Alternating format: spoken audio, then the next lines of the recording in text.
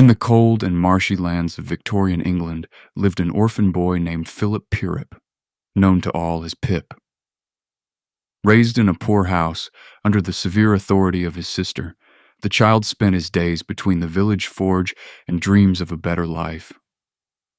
The only light in his world was Joe Gargery, the gentle and loyal blacksmith who treated him like his own son. In the dark evenings, Pip often gazed toward the graveyard where his parents were buried, unaware that destiny was preparing a meeting that would change his life forever.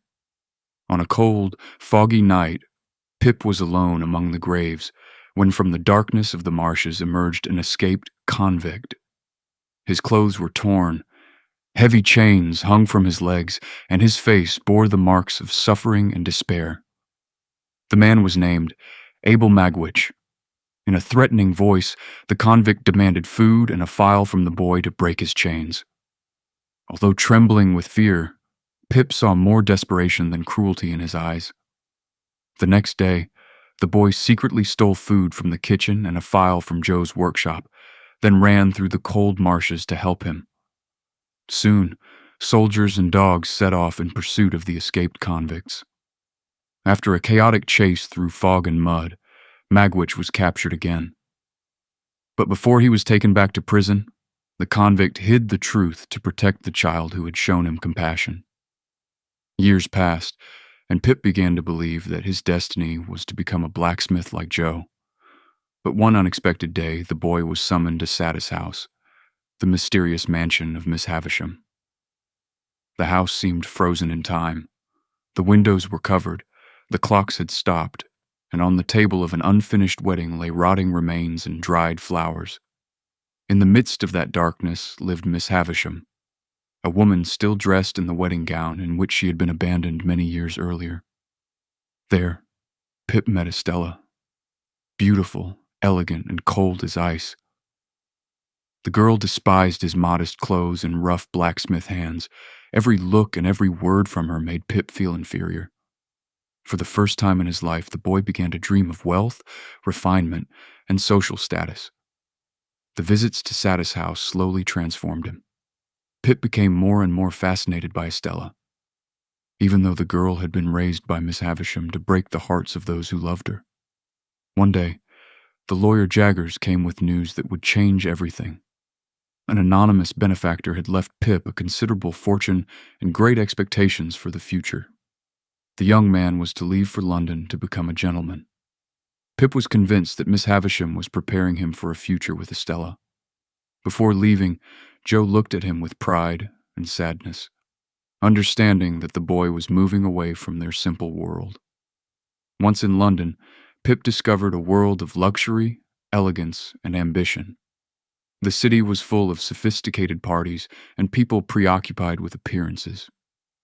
There he met Herbert Pocket, a sincere and intelligent young man who became his best friend. But as his new life progressed, Pip began to be ashamed of his modest past.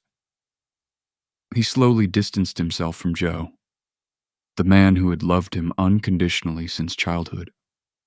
On a stormy night, the past returned unexpectedly before Pip. In his room appeared Abel Magwitch, the escaped convict he had helped many years before. The man revealed the shocking truth. He was the true anonymous benefactor. After his deportation to Australia, he had worked for many years in harsh conditions to amass money, and the entire fortune had been dedicated to Pip's future. The young man's dreams collapsed in an instant. The nobility and wealth he had associated with Miss Havisham actually came from the sacrifice of a convict. At first, Pip felt shame and fear, but gradually he began to discover Magwitch's true nature. Behind the violent past was hidden a man capable of love, loyalty, and sincere sacrifice. For the first time, Pip understood how superficial he had become, and how much he had erred in distancing himself from the people who had truly loved him. Meanwhile, Estella married Bentley Drummle, a rich and cruel man. The marriage brought her more suffering than happiness. Miss Havisham began to regret the way she had manipulated the lives of those around her. In a tragic moment, her wedding dress caught fire near the fireplace. Pip tried desperately to save her, but the woman was gravely injured. Before her death, she asked for forgiveness for the suffering she had caused. Determined to save Magwitch, Pip organized a risky plan for his escape from England. However, their river escape attempt was pursued by the police and old enemies of the convict.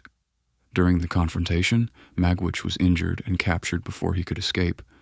His trial was swift, and the sentence inevitable. In his last days, Magwitch found solace knowing that Pip had stayed by his side. The young man cared for him with respect and gratitude, as for the man who had given him not only wealth, but also a lesson about the true value of a man. The convict's death profoundly changed Pip's soul. After losing the fortune, the young man fell ill and was left alone, without money and without hope. But then, Joe Gargery came to care for him in silence, demonstrating once again that true nobility is not found in wealth or social rank, but in kindness and loyalty. After years of suffering and disappointments, Pip returned changed. He now understood how much harm his pride and illusions had caused him. Joe received him again with the same sincere kindness he had never lost. Later, Pip met Estella once more. Life and suffering had changed her too. Between the two, there was no longer the blind dream of youth, but the painful understanding of people who have known loss. Pip's story is the journey of a man who once confused wealth with true value. Through love, suffering, and disappointment, he discovers that nobility does not lie in wealth or status, but in compassion, loyalty, and the power to remain human. This is the lesson of the Great Expectations.